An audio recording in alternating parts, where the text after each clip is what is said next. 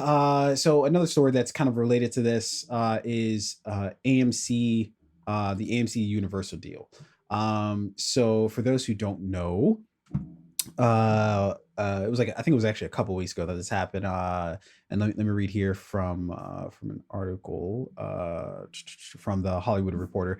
In a stunning reversal, AMC Theaters has struck a historic agreement with Universal that will allow studios to be able to be made available on premium video on demand just 17 days after they play in cinemas, including 3 weekends. The two companies announced Tuesday the deal with which presently only covers AMC's U.S. locations, shatters the traditional theatrical window, a longstanding policy that has been required studios to play their films on the big screen for nearly 3 months before making the films available in the home. So yeah, this is a story that broke a couple weeks ago.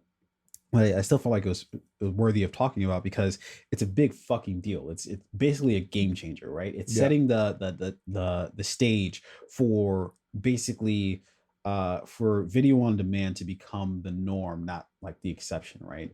That it used to be like, oh, video on demand. It was just like that's for the B movies. All the Yeah. A movies stay in theaters for at least like 3 months. But no longer. Says AMC and Universal, which is especially ironic because AMC came out so fervently against Universal flirting with the idea, and I forget what movie it was I think it exactly. was Trolls. Was it Trolls that they came Yeah. out?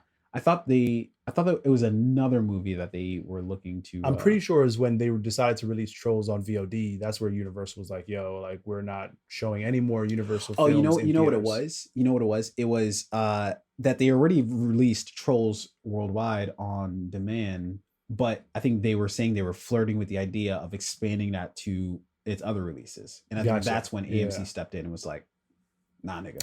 So this is what happens, right? Up front, you're like, nah, like up front, you rage against the machine, right? You fight the power. Behind closed doors, you're like, yo, let's make a deal. Like, let's, Mhm. our customers think like we're against this thing. We're fighting the big tobacco, right? I don't know where that came from, Yeah. but a great reference. Everyone's still, you're always fighting big tobacco. More or less. Um, so, but like, let's figure out how to make some type of deal somewhere. Like, let's give our investors a little bit of confidence. Like, oh, we're standing our ground. Let's give our employees a little bit of confidence. Like, we're gonna fight this thing, and we're gonna protect the industry, protect the brand. CEO is like, hey, it's me. You want to talk about that deal? Like, let's jump Yeah. on the Zoom call really quickly. Yeah. Um, and that's what happened here. So 17 days in theaters, 3 weekends.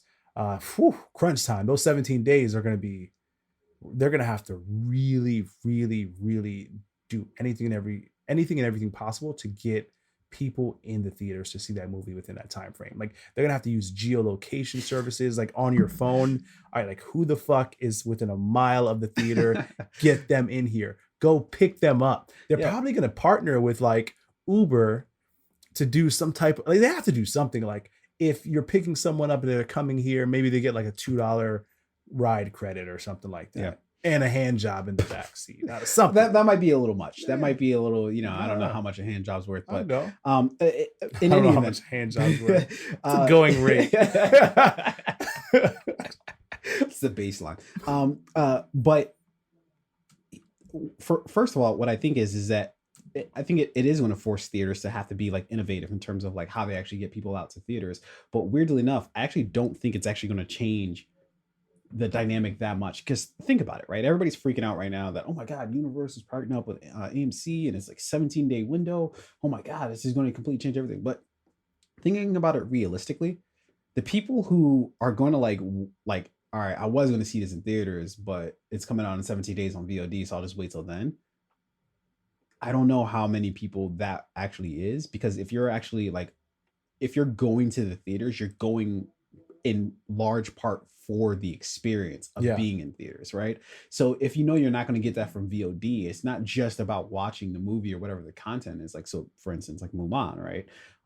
It's not just about seeing Mulan, but so much as it's seeing Mulan on a big screen, right? That Mhm. you want to see that in fucking IMAX, whatever, right? Like you just want to see that in theaters because of the experience of seeing it, right? But if you're a person who is like passive about it anyways, right? Like if you have a family, then like you're either going to take the kids to the theater because it's like, oh, like let's go to the theaters, because if the kids are screaming like, hey, we want to see Trolls Worldwide, right? And like let's say for instance it was put out into theaters, you're like less likely to take them to the theater specifically for Trolls Worldwide so much as like, and you're a person with a child, so of course you can answer this better than I could, um but I would suspect you'd be more likely to take them to the theater because of, in large part because of the experience of going to the theater versus seeing any one specific property, you know. In which case, if it's, you're probably going to wait on VOD anyways if it didn't like matter to you to actually go to the theater, you know. Depending on the age of your kid, either this is a blessing or it's like, you know, fuck, now we got to figure out how to like, keep them entertained at home, right? Luckily, my daughter's attention span, when a movie's on, when Frozen's on, when Moana's on, she's locked in. Yeah. Like she's like 100% there for it. So Yeah. this is a blessing for me because I can get this, and I want to see the movie too. So we can watch it together and we can have fun with it. And then when the movie's over, all right, bath time, bedtime, you know, so like you don't have to worry about getting out of the theater, getting to your car, the drive home, blah, blah, blah. This is kind of it. This is the direct inject, right? Straight to the bloodstream. I don't know why I brought in heroin into this. Yeah, no, it's very unnecessary. But would you have does this change your thinking as far as like whether you'd wait to see Milan in theaters or whether you'd see it in No, I mean, once it's on VOD, if my daughter's like, hey, I want to see it, I'm like, cool, me too. Let's do so it. you'd purposely wait till it's on, the 17-day window's over till you see it. So my daughter's 4, right? And you know, 4-year-olds in theaters have like a shorter attention span. So they like talk a little bit more, they like move around a little bit more, they get hungry, they gotta pee. If when's this, like let's say this were happening now, right? Let's say Mulan was going to be in AMC theaters for 17 days and then be on VOD. I would wait for the VOD. Now, if my daughter was older, right? Yeah. And you know, they can control their bladder a little bit more, they can sit down for the whole movie and be quiet and just watch, then I mean, like, sure, you know, maybe the theater works. So it really all depends on the age of your kid. Okay. Yeah, I hadn't really quite thought about it in terms of like the specific age, but yeah. If your kid is like under the age of 7, I'd rather watch that shit at home. So if they got to go pee, if they're hungry, but I guess I'm pause it. My gambit is saying that you would have waited to see it at home no matter what. Like even if it was 3 months away, you'd be like, all right, I guess we're fucking waiting until 3 months to see Mulan. Like probably still, yeah. Like at my daughter's current age, right?